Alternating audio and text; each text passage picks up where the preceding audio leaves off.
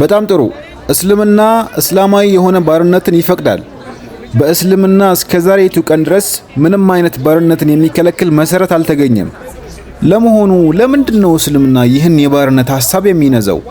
የመጀመሪያው ነጥብ ሙሐመድ ራሱ እንዲሁም ሰፊው ሃይማኖት በተለያዩ የማህበረሰብ ክፍሎች ላይ ክብር የሚነካና እንዲሁም የሚንቅ እይታ አላቸው። ከነዚህም ውስጥ ጥቁር ሰዎች፣ አማኝ ያልሆኑ፣ ልዩ በሆነ ሁኔታ ደግሞ ሴቶች። ለነዚህ የማህበረሰብ ክፍሎች በጣም ክብረ ነክ የሆነ እይታ አለው እስልምና። ይህ እይታም ባሮች መጥፎ የሆነ አያያዝ እንዲሁም ቅጣት ከሰዎች ሙሐመድን ጨምሮ እንዲደርስባቸው አድርጓል። ባሪያዎች ይሰቃዩ ነበር። ሴት ባሪያዎችም ጾታዊ የሆነ ጥቃት ይደርስባቸው ነበር። እነዚህ ባሪያዎችም የማይቋረጥና ዘላለማዊ የሆነ ባርነት ነበራቸው። ምንም አይነት ህጋዊም ሆነ ሰብአዊ መብት አልነበራቸውም። በእስልምና ውስጥ ባሪያን ነፃ የማድረግ እንዲሁም ግርድናን የማስወገድ ምንም አይነት ፍላጎት አልተንጸባረቀም። ሙሐመድ ራሱም እስላማዊ የሆነ ባርነት እስከ ዘመናት ፍጻሜ ድረስ እንዲቀጥል ፈቅዷል።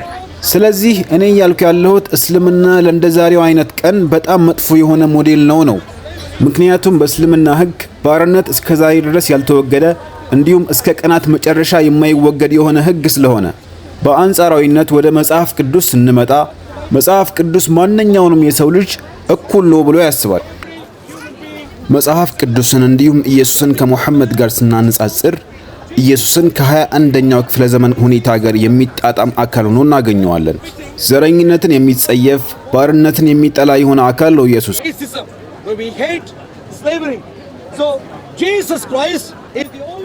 ስለዚህ አሁን ስለ ባርነት ካለን ዘመናዊ የሆነ እይታ አንጻር ባርነትን ከማስወገድ እንዲሁም እያንዳንዱ የሰው ልጅ እኩል ነው ከሚለው ዘመናዊ መርህ አንጻር ኢየሱስ ክርስቶስ ብቸኛው ሊከተሉት የሚገባ የሆነ አካል እንደሆነ እንመለከታለን።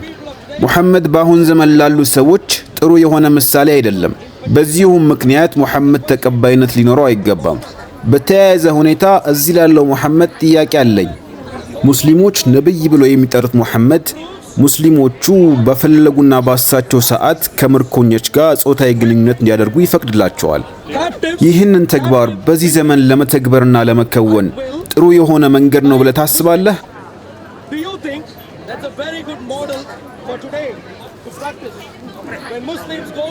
አንድ ሙስሊም ሌላ ሙስሊም ያልሆነን አካል ማርኮ ሁሌም በፈለገ ሰዓት ጾታዊ ግንኙነት ሊያደርግ ከሙሐመድና ከአላህ ፍቃድ ሊኖረው ይገባል ብለህ ታስባለህ? በዚህ መርህስ ትስማማለህ? ይህ እይታስ ከሰው ልጅ ማንነት እሴት ጋር የሚስማማ ይመስልሃል? በእነዚህ የእሁድ የክርክር መድረኮች ላይ እንደዚህ ሰውዬ አይነት ካሉ ደካማ የሆኑ ተከራካሪዎች ጋር ለማደርገው ልምምድ ስለተቀላቀላችሁኝ አመሰግናለሁ። ይህ ሰው አንደበተ ርቱዕ ያልሆነ እንዲሁም ከቁርአን ወይም ከሱና አንዳችን ማስረጃ ያላጠቀሰ ነው። አረ እንዲያውም መለስ ብዬ ለማስታወስ ብሞክር ምንም አይነት ማስረጃን አላጣቀሰም። በእጁ ወረቀትን ይዞ ይስተዋላል። ነገር ግን አንዳችንም ማስረጃ ከቁርአን አላመጣም። በሚያሳዝን ሁኔታ እኔ ዛሬ የማደርገው የሱ ያደረገውን ተቃራኒ ነው። አንዳችም ወረቀት በእጄ ሳልይዝ ማስረጃዎችን ለማጣቀስ ሞክራለሁ። ቁርአን በምዕራፍ 90 ውስጥ ይህ ሰው የተናገረውን አብዛኛውን ነገር የሚያፈርስ ንግግር አለው። ንግግሩም እንዲህ ይላል፣ ወማ አድራከ መል ዐቀበህ ፈኩ ረቀበህ። መልካሙ መንገድ ምን እንደሆነ ምን አሳወቀ? ባሪያን ነፃ ማድረግ ነው መልካሙ መንገድ ይላል። ስለዚህ ባሮችን ነፃ ማድረግ ወይም ነፃነታቸውን ማበረታታት በቁርአን ውስጥ አልተጠቀሰም የሚለው አባባል በቁርአን ራሱ በቀጥታ ውድቅ ይሆናል ማለት ነው። ደግሞም ይህ አንቀጽ በሌላ አንቀጽ ያልተሻረ ነው። ስለዚህ ጓደኛችን ለዚህ ጥቅስ ምን መልስ እንዳለው ማወቅ እፈልጋለሁ። ነገር ግን ማስረጃችን ይህ ብቻም አይደለም። በቁርአን ውስጥ በምዕራፍ 9 አላህ ሱብሓነሁ ወተዓላ ዘካ የሚሰጣቸውን የሰዎች ምድብ ይጠቅሳል። ያው እንደምታውቁት ዘካ ከእስልምና 5ቱ ምሰሶዎች ውስጥ አንዱ ነው። ስለ እስልምና መሰረታዊ ነገራቶች ሌላ ጊዜ አስተምርሃለሁ አንተን። ብቻ ከነዚያ ምሰሶዎች አንዱ ዘካ ነው። እሱም ምጽዋት ማለት ነው። ስለዚህ በእስልምና ዘካ ወይም ምጽዋት ሊወጣባቸው ከሚገባ ክፍልፋዮች ውስጥ አንዱ ወፊ ሪቃብ ወይም ባሪያን ነፃ በማውጣት መንገድ ላይ ነው። ስለዚህ አሁን ሁለት ነገሮችን አየን ማለት ነው። የመጀመሪያው ባሪያን ነፃ ስለማውጣት የሚያትት የሆነ የቁርአን መልእክት ነው። እሱም በሱረቱል በለድ በአንቀጽ ቁጥር 90 ላይ የሚገኘው ማለት ነው። በሁለተኛ ደረጃ ደግሞ ቁርአን ግዴታ የሆነውን የዘካን ገንዘብ በመጠቀም ባሮችን ነፃ እንድናወጣ ያዛል። ከዚህ በተጨማሪም ነቢዩ ሙሐመድ ባሮችን ነፃ ማድረግ ያለውን ታላቅ ምንዳ የሚነግሩብን ብዙ ሐዲቶች አሉ። እስካሁን የጠቀስኳቸው ማስረጃዎች እሱ የተናገራቸውን አብዛኛውን ንግሮች ለማፍረስ በቂዎች ናቸው። አሁን ውይይታችን ያማረ ይሆን ዘንድ ወደ መጽሐፍ ቅዱስ እንሂድ። በዘኍልቍ ምዕራፍ 31 ቁጥር 18 ላይ እንወያይ። ይህ በእርግጥ ለተከበረው ተወያያችን እጅግ አስቸጋሪ የሆነ ጥቅስ ነው። በእርግጥ የተከበረው የሚለውን ቃል በቀልድ የተጠቀምኩት።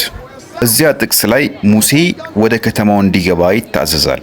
ከዚያም ወጣት ልጃገረዶችን ለራሳችሁ ውሰዱ ይባላል። እነዚህ ወጣት ልጃገረዶች እነማን ናቸው? የባቢሎን ታልሙድ ይህን ጥቅስ ሲተረጉም ጉርምስና ያልደረሱ ልጃገረዶችን እንደሚያመላክት ይናገራል። ስለዚህ ሙሴ እነዚህን ጉርምስና ያልደረሱ ልጃገረዶች እንደ ምርኮ ለራሱ እንዲወስድ ታዟል በማለት ይተረጉማል። አሁን እኔ መጠየቅ የምፈልገው ጥያቄ ይህን ነው። በቁርአን ወይም በአንድ ሐዲስ ጉርምስና ያልደረሱ ልጃገረዶች እንዲህ በምርኮ እንዲወሰዱ የሚያዝ አንድ ጥቅስ አሳዩኝ። ከዚህም በላይ እነሱ ኢየሱስ አምላክ ነው ብለው ያምናሉ፣ ምክንያቱም እርሱ የሥላሴ አካል ስለሆነ። ስለዚህም የብሉይ ኪዳን ደራሲም እርሱ ነው ብለው ማመን ግዴታ አለባቸው። ስለዚህ እዚህ ጋር ሁለት ችግሮች ናቸው ያሉት። ኢየሱስ አምላክ ነው ብለው ካመኑ ኢየሱስ ራሱ ሙሴ እነዚያ ልጃገረዶች እንደ ምርኮ እንዲወስድ ትእዛዝ የሰጠው እርሱ ነው የሚለውንም ማመን አለባቸው። ዘኍልቍ 31:18 ላይ እንዳለው ማለት ነው። ስለዚህ እሱ ያቀረበው ሁለተኛው ክስ እሱም ኢየሱስ ከነዚህ ጉዳዮች ፈጽሞ የተለየና ለዚህ ዘመን የሚመጥን የሆነ ሞዴል የሆነው ብሎ የገለጸው ውድቅ ያደርገዋል ማለት ነው። አሁን እዚህ ሁለት ነገራቶች ተረጋግጠዋል። በቁርአን ውስጥ ባሮችን ነፃ የማውጣት ትምህርት እንደሌለ የተናገረው ፈጽሞ ውሸት እንደሆነ እንዲያውም እንዳለ አሳይተናል። ሁለተኛ ለዚህ ደካማና ቀጥዬ የምጠይቀውን ጥያቄ ለመመለስ ምንም አይነት መሳሪያ ለሌለው ተከራካሪያችን የማቀርበው ጥያቄ ይህን ነው። በመጀመሪያ ሙሴ ባሮችን እንዲወስድ ታዞ ነበርን? እንዲሁም ኢየሱስም ይህንን ነገር እንዲያደርግ አዞት ነበርን?